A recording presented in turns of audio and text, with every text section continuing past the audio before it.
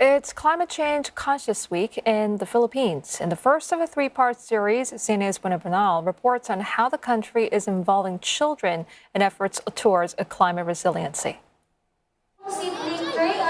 These Filipino children are learning how to combat climate change, planting in their tray-sized urban garden to absorb and reduce carbon in the atmosphere.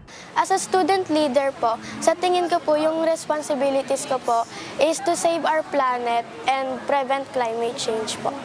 A survey of 10,000 youth from 10 countries shows that the Philippines has the highest level of eco-anxiety or psychological distress due to the climate crisis. Yet, a UNICEF poll shows nearly half of Filipino child respondents are extremely ready to fight climate change, though they desire more training and support.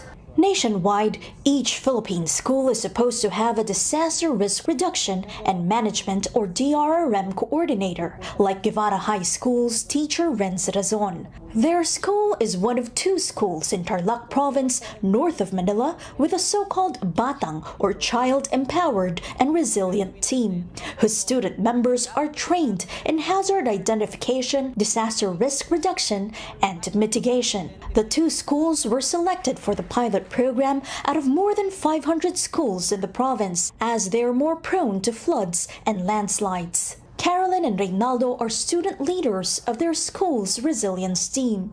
Yung maaalala mo po yung dapat mong gawin, then pangungunahan mo, guys, ganito yung kailangan natin gawin.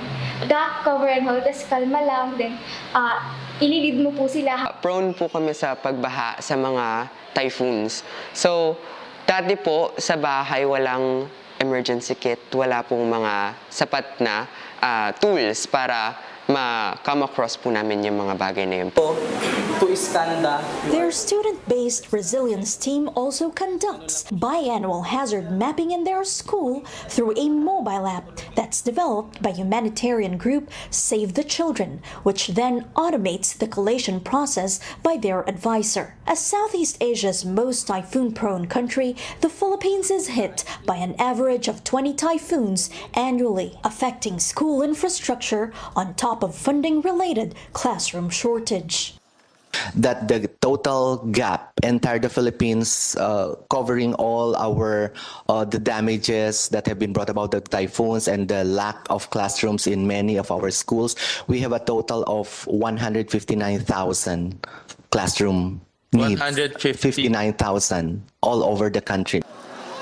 Aside from natural disasters, there are other factors that contributed to a shortage of classrooms.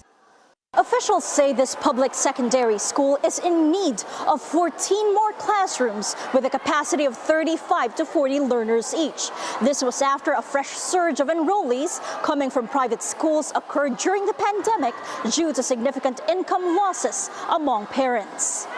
Needs after needs were revealed as students mapped hazards in their school, from busted light bulbs, broken doorknobs, and exposed electrical cables. Officials admit it's been a challenge to source funds for building and repairing classrooms, as the allocated maintenance and other operating expenses, or MOOEs, are often not enough. To fill the gaps, they had to turn to donations. We're one of the division who are implementing the so-called allocation of 5%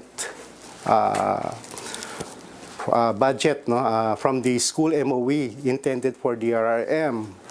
So right now we're looking on a possibility to include the minor repairs for next school year, most probably on 2025.